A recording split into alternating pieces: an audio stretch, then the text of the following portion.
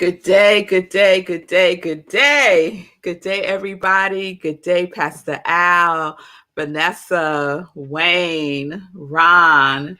It's good to see you all. Tim, thank you for being with me live today. I'm very excited. I'm very excited for today for many reasons, Lindsay. One is I'm really excited about this unwant situation. I'm just really enjoying myself about unwant, Ron. So if you are not caught up with our series this week, you want to catch up. So you want to go back and watch the replay from Monday and watch the replay from yesterday. So unwant, I was breaking it down yesterday, the definition, right? Because I said I went to the dictionary. When I put in unwant, it was like not founded, no word. There's no word unwant. So I was like, okay, I done made up a word, unwant. And so what I want us to focus on, what I invite us to focus on is the prefix un, right? And so yes, un means not, but it also means release. It means release. A reversal of some station or action. A reversal of some state, not station. A reversal of some state or action. And so the invitation in unwant is to release our state of consciousness from the frequency of wanting. The frequency of wanting, because wanting begets more wanting. That's all it does. Wanting begets more wanting. And that just creates space, a gap, separation, limitation, right? And so yesterday we were talking about how, right? Someone asked the question Monday, how do I get what I want? And I answered it yesterday with the how is none of your business. The how is God's business. And so what you can do is stay in your lane, right? And let God do what God does. Let God do what God does, right? And we can so look at so many examples in our lives of how it came into being beyond what we imagined it could be, right? When we get ourselves out of the way, right? We are in the experience of who we are, right? I think yesterday I said something like, I don't want to experience what I want. I want to experience who I am. And every time I said, I get like chills. I don't want to experience what I want. I want to experience who I am, right? And we have all declared who we are. And we've been working with that all year long, right? All year long. I am joy. Say, cool, I am abundance. Lindsay, I am kindness, right? We have all declared who we are all year long. Now, do you want to figure out how that's going to happen? I don't. I have messed around in there and it was a hot mess. A hot mess. And it's not always, but sometimes it's a hot mess, right? And sometimes I have this lingering feeling, right? You ever have the experience of knowing that there's more, but you just can't get yourself out the way. You just can't get yourself out the way. Your ego, your limiting beliefs, you just can't get it out the way. And so you get what you get, right? Based on your mental equivalent, based on what you are allowing to flow through, right? Yes, Lindsay, I see you. Yes, let's let go of wanting and replace it with flowing. So much more fun. Isn't it? Isn't it though? Isn't it though? So yes, unwant. So I was doing my spiritual practice this morning, and sometimes I get the download, or my intuition is like on on like blast, and my intuition was on blast this morning for Psalms 23, very popular verse in the Bible, very popular Psalms. And I said, okay, I know it by heart. I said, well, okay, I'm going to go and get my Bible and act like I don't know it. So I did that. And what's the first verse in Psalms 23? The Lord is my shepherd. The Lord is my shepherd. I shall not want. I shall not want. Right?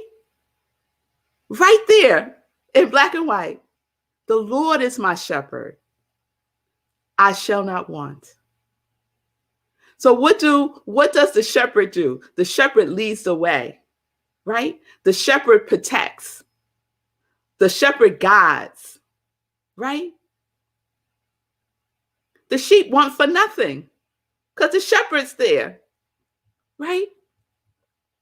So I shall not want. I shall not want. It's very powerful to sit in the meditation of that. Just that one verse. The Lord is my shepherd. I shall not want. So that was my meditation this morning, and it was delicious. It was delicious. So yesterday, towards the end of SIP, someone, I think it was you, Ron, put into the comments, what we want may be totally wrong for us, right? And so I said I was going to answer that question today. And then I realized, well, that's not really a question. What we want may be totally wrong for us. It's more a statement. So I'm going to turn it. What we want is not always what we need. Oh, you switch it up now, Ron. You switch it up. But we're going to go with, we're going to both have the same answer. Both have the same answer, right? So what if what we get is totally wrong for us? Or what if what we get, we don't need, right? Based on what you just put into the comments, right? That's interesting to me because it's one of those, what's the word? I can't think of the word. But ultimately, this is what it is, right? What if we get what we want and it's totally wrong for us? Is that possible? To get what you want and it be totally wrong for you. Is that possible? Some say yes. Some say no. Some say, I don't know. I don't know.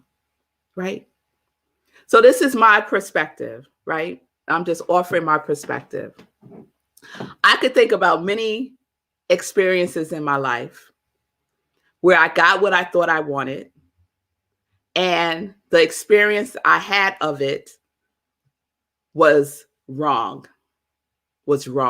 I judged it as wrong as I was going through it, right?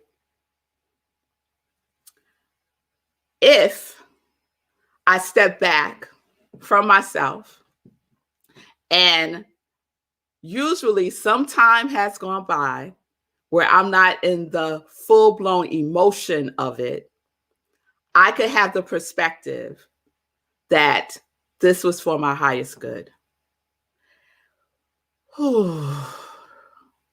Takes a lot of deep breathing. This thing that hurt me so bad, this experience that brought me to my knees, was for my highest good? I don't think so. But guess what? It is. Because 100% of the time, I learned something from it. 100% of the time, I received something from that experience that I wasn't even conscious of needing. I wasn't conscious that that was what I needed, not what I wanted, what I needed, right? So this is the dynamic that I want us to, every time I say want now, I'm like, want? No, we don't want. this is this is what I would like for us to consider, right? What we're really talking about is a law. And the law that we're talking about is the law of cause and effect. So when we get what we want and we believe, we think that is totally wrong for us, we are focused on the effect. We're focused on the form of it, right? We're focused on, let me give an example. Relationships, right? I think most of us can relate to relationships. So I want a relationship. Let's just say that I want a relationship. That's what I want. I want to be in a relationship, right? At the level of cause, what's at the level of cause? Our subconscious mind, our subjective is at the level of cause. All of our beliefs, all of our habits are at the level of cause. All of our memories, all of that is part of the creative process, right? I want a relationship, right? Part of my limiting belief is I am not worthy, right? Or I am not lovable, or I am not enough, or I am not safe. It's usually one of those four, right? I want a relationship. And I go out and I get me one, right? And it is wrong for me. That relationship is wrong for me. But is it really? Is it really?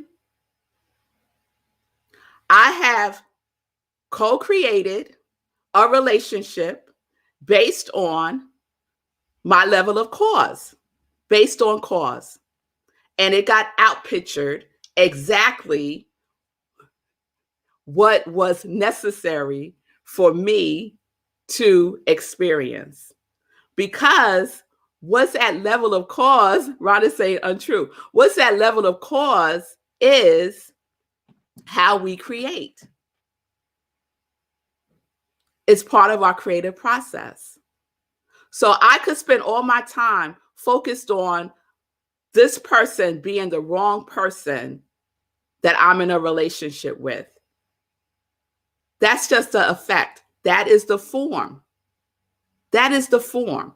Or I could go to the level of cause, right? Address, work on, heal the hurt and the pain of believing that I am not enough. Get that cleaned up, right, in my subconscious so that I could have an experience of a relationship based on me knowing who I am as worthy. Do y'all get that? So looking at what's wrong is a distraction from looking at the root. Let me put it that way. The root. Go back to the root. Looking at what's wrong with all of these experiences that we have. The common denominator is you. Let's look at ourselves. Look at the root. Look at what we believe about ourselves. Look at who we say we are. Is that in alignment with this relationship that you desire? A loving relationship, a relationship that supports your spiritual growth. If you are still in the well of unworthiness, your experience will support healing that. Every relationship will support healing that. And if that's the case, and I say that it is, then it's not wrong. It's what you need. And I know that might be unacceptable to some to take in. And I get it. I get it. I get it. I see you, Ron. I want what's best for me. Yes. We all want what's best for us, don't we? But do you believe that? You could want it, but do you believe it?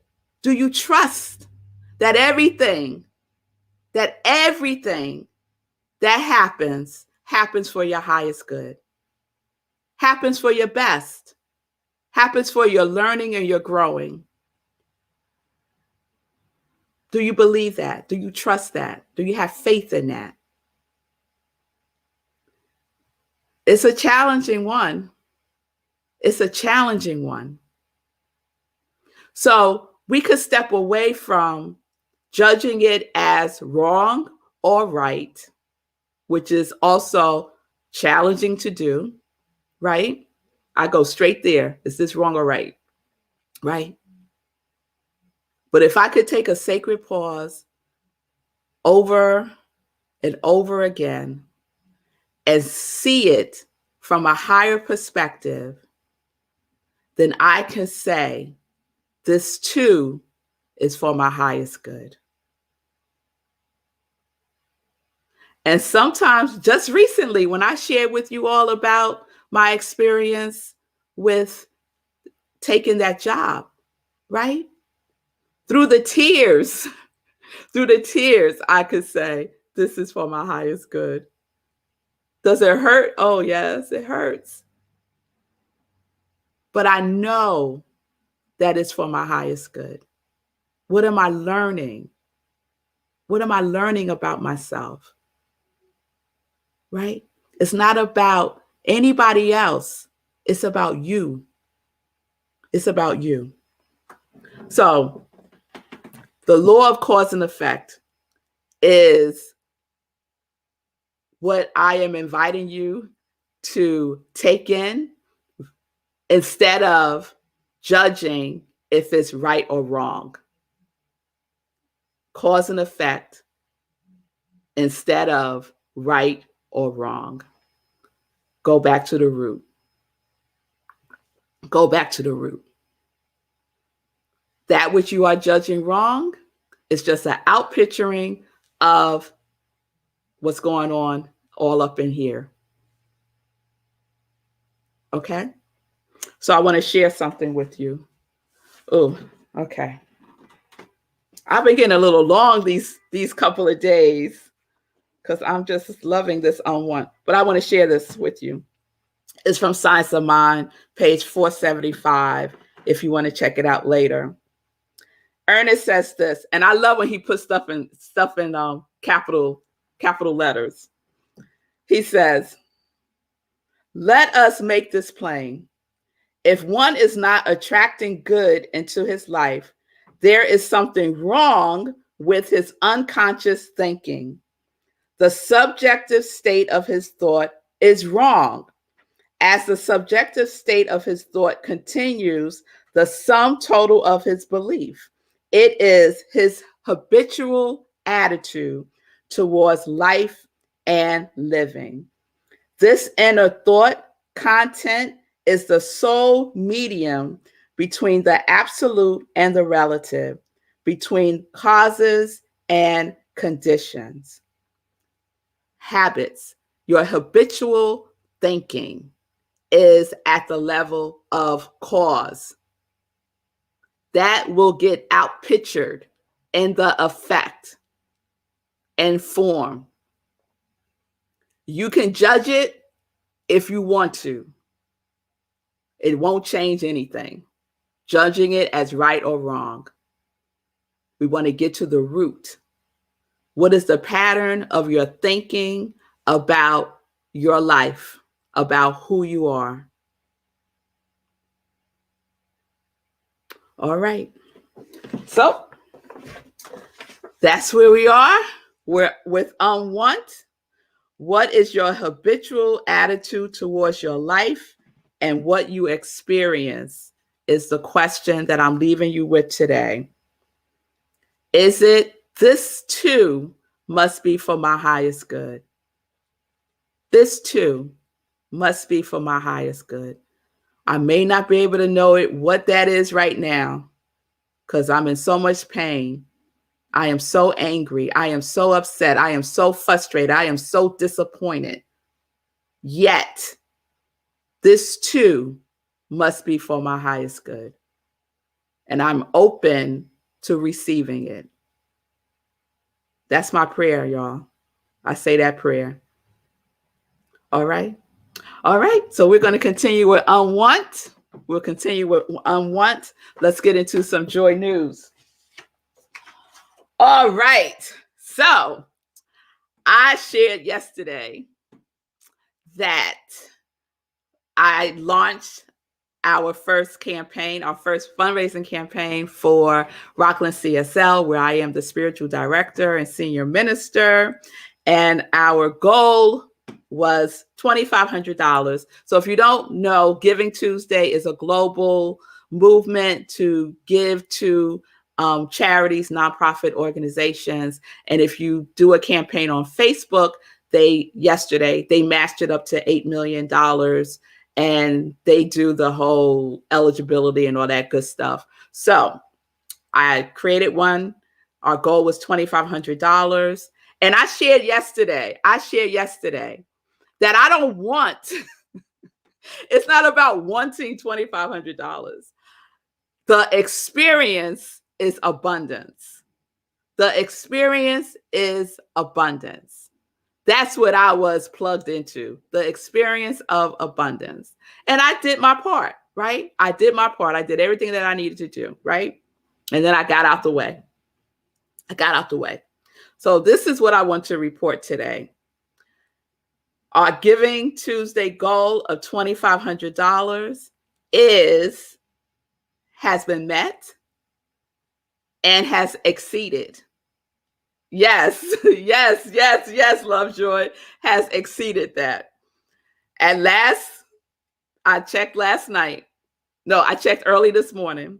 We're at $3,543. Yes, fireworks. $3,543. I am so grateful, so humbled, and so appreciative to everyone who gave, and many were you right here, my congregation of joy. Thank you so much for supporting me, for loving on Rockland CSL in this way. I'm just thrilled. And I am having the experience of abundance. So this is such an example of unwanted. It's such an example of unwanted. So thank y'all. Thank y'all so much. So our campaign continues. The Giving Tuesday ended yesterday, but our fundraising campaign continues through December 31st. So if you did not have the opportunity to give yesterday, it's okay. You can still give today through December 31st. And I'm just excited. I'm excited to have this experience. We showed up and showed out. Yes, y'all did, my congregation of joy. Y'all sure did. And I just so appreciate the alignment of abundance with each one of you. So thank y'all so much. All right. What else is going on? So this Sunday is Living Life in Joy. And my guest is Brooke McCauley. She is the founder and creator of Point of Light, and she creates inspirational greeting cards. So she has a new line of greeting cards out. She's my seminary sister. We went to seminary together, and she is just a wonderful, beautiful person. So please check that out this Sunday, 10:30 a.m. Eastern time. And right after that, we have Sunday in Praise at Rockland CSL. And we're going to be celebrating this Sunday. Yes, we are. We're going to celebrate this Sunday. We are in a new month, so we have a new theme. The theme is Journey of Becoming. And my topic this Sunday, which I could not have planned this myself, is Surrender is Action. And unwant is surrender. Unwant is surrendering. So surrender is action is the topic. That's 11:30 a.m. Eastern time. We are in person and we are virtual. You can go to our website, rocklandcsl.org, and get the information to come in person or to join us virtually. I would love to see you with me at service. This Friday, y'all, this Friday, we have our next meditation with the moon. It's the new moon. And so that is at 11 p.m. Eastern time, right here on New Thought Media Network. And then we have our after party on Zoom. You have to be in the meditation to get into the after party. So please join me on Friday, 11 p.m. Eastern time. There's no 10:30 sip on Friday. It happens at 11 p.m. So please join me. All right. We got a couple of minutes. Let me check in with Sekou. I've been pushing it. Yeah, we've been pushing it. Yeah. So I don't really have a lot to say. Just that what you talked about today is challenging.